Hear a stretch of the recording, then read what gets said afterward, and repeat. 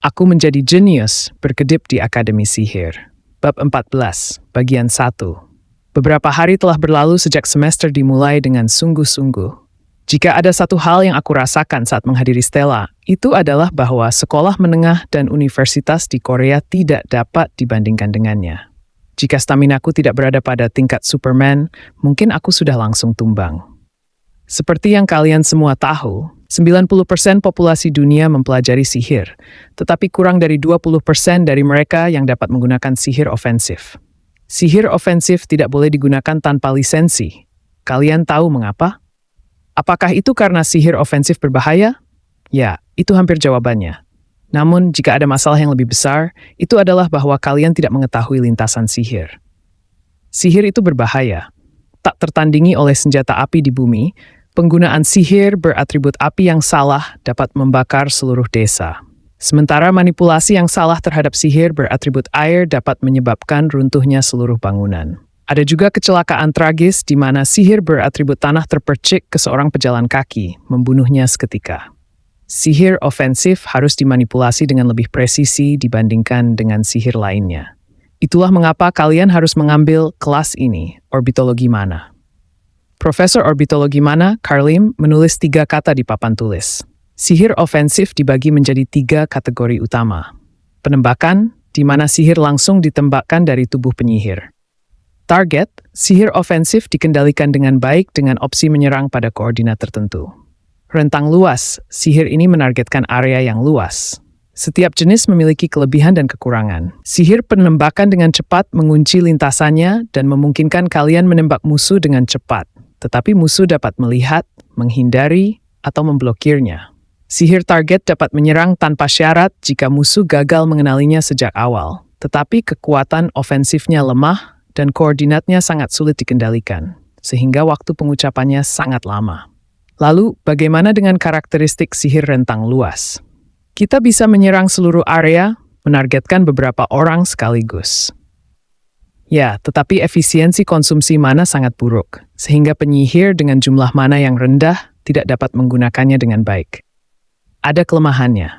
Mulai hari ini, kalian akan belajar orbitologi dengan fokus pada penembakan dan penargetan dalam pertarungan antar personal. Kalian bosan mempelajari rumus di sekolah menengah, bukan? Ya, para siswa berteriak karena mereka lelah belajar dan sekarang ingin melihat hal nyata. Sayangnya, kalian harus menghafal rumus orbitologi hari ini. Keluhan terdengar, tetapi itu tidak bisa dihindari.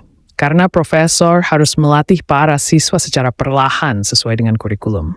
Lalu mari kita selesaikan rumus ini. Profesor Carlim menulis soal di papan tulis. Dari jarak 760 meter dari utara, Charles berlari dengan kecepatan 12,6 meter per detik ke selatan.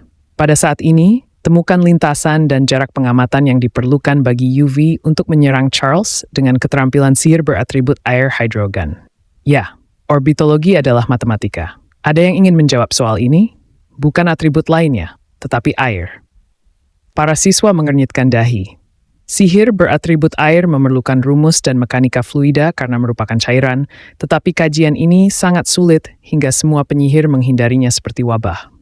Sebagai alasan, hanya pengetahuan dasar yang diketahui, dan hampir tidak pernah disentuh kecuali kalian mengambil jurusan sihir beratribut air. Melemparkan soal ini itu bukan menjengkelkan, melainkan murni menyiksa.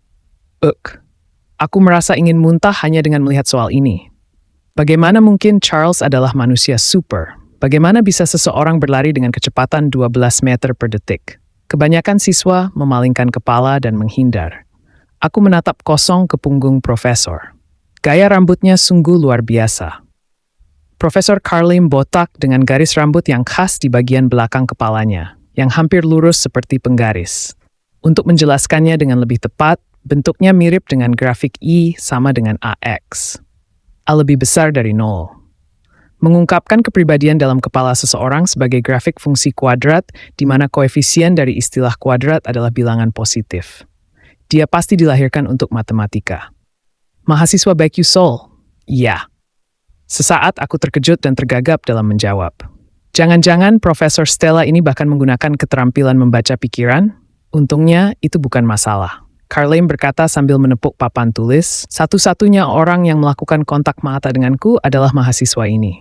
Keluar dan selesaikan soal ini. Ya, baik, kerja bagus. Kamu menyelesaikannya dengan mudah. Apakah kamu mengambil jurusan sihir beratribut air? Tidak, saya tidak. Aku tidak percaya kamu bisa menyusun persamaan Redinberg begitu mudah. Luar biasa. Ya, aku menyelesaikan rumus itu jauh lebih mudah dari yang dia perkirakan. Sementara itu, Profesor Carlim tampak jelas kebingungan, tetapi tidak menyembunyikan kekagumannya. Mungkin karena aku menyelesaikannya dengan sangat cepat hingga hampir seperti aritmatika mental. Bahkan di Stella, tempat para jenius berkumpul, ini adalah penyelesaian masalah yang sangat cepat. Hampir sebanding dengan kecepatan seorang mahasiswa pada saat itu, jika bukan profesor. Ya, aku suka. Kemudian, buatlah soal-soal ini sebagai pekerjaan rumah sampai pertemuan berikutnya. Segera setelah kuliah berakhir, aku segera keluar dari kelas. Dan Aisel, yang memperhatikanku diam-diam dari belakang, juga mengikutiku. Sebagai hasil dari diam-diam mengikutiku dan mengamatiku selama beberapa hari terakhir, dia yakin. Meskipun aku berada di peringkat terakhir di tahun ajaran ini, aku tampaknya sedikit tidak biasa baginya. Mungkin terlalu tidak biasa. Permisi. Ketika dia memanggilku, aku menghentikan langkah cepatku. Kemudian memandangnya, aku mengerutkan ekspresi dengan rasa kesal. Kenapa? Mengapa ekspresimu begitu saat melihat wajahku? Setiap kali aku melihat wajahmu, aku merasa tertekan. Kamu merasa tertekan? Itu benar, karena aku merasa Aisel diam-diam mengejarku selama beberapa hari terakhir. Oke, pelajaran apa yang akan kamu hadiri selanjutnya? Ketika Aisel dengan tidak tahu malunya bertanya lagi, aku malah terheran-heran. Mengapa kamu terus menanyakan hal itu? Apakah kamu tertarik padaku? Apa? Itu cukup menyebalkan. Aku merasa lebih buruk. Setelah mengatakan itu, aku mulai mengurus urusanku sendiri dan berbalik untuk pergi, tapi Aisel dengan cepat menghalangi jalanku. Tunggu sebentar. Ada apa lagi? Ya, kelas yang kamu ambil, aku telah memeriksanya. Bahkan latar belakangku, aku tidak suka diikuti. Kamu juga masih siswa sekolah menengah, bukan? Aku lupa.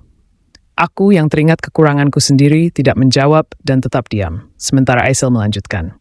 Bagaimanapun, ketika aku melihat kelas-kelas yang kamu ambil, semuanya memberikan nilai yang mudah. Ya, itu benar. Itu memakan waktu lebih sedikit dan seseorang bisa dengan mudah mendapatkan nilai, jadi aku mengambil kelas-kelas itu.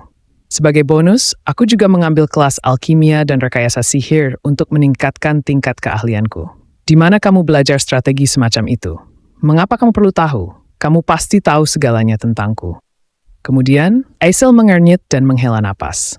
Tidak masalah mengambil sesuatu seperti studi bulan baru, karena itu mendapat nilai A+ bagaimanapun juga. Jadi itu tidak mempengaruhiku sama sekali. Tetapi, jika aku mengambil subjek lain, mereka akan merugikanku karena tidak cocok denganku. Apa? Aku agak terkejut di dalam. Aku sudah memiliki banyak hal untuk dikhawatirkan sekarang. Jadi aku tidak bisa duduk dan memikirkan nilai orang lain. Nilaimu sudah sangat bagus, jadi mengapa kamu peduli? Pemikirannya cukup dewasa, tetapi dia tidak akan bisa mencerna jika dia mengambil terlalu banyak hal sekaligus. Bagaimanapun, bisakah kamu merekomendasikan satu kuliah kepadaku? Sesuatu yang baik untuk nilaimu. Mengapa kamu ingin aku merekomendasikan kuliah? Aku tahu itu, jadi aku menyiapkan harga. Anak-anak zaman sekarang benar-benar menyukainya. Dari mana mereka belajar hal-hal yang begitu serakah? Seingatku, Aisel di masa-masa awalnya adalah pengemis yang tidak punya apa-apa, kan? Menyadari kebingunganku, dia buru-buru melanjutkan percakapan. Apakah kamu tahu rahasia dari menara utama ke-7 di akademi? Hah? Namun, sebuah kata yang akrab muncul.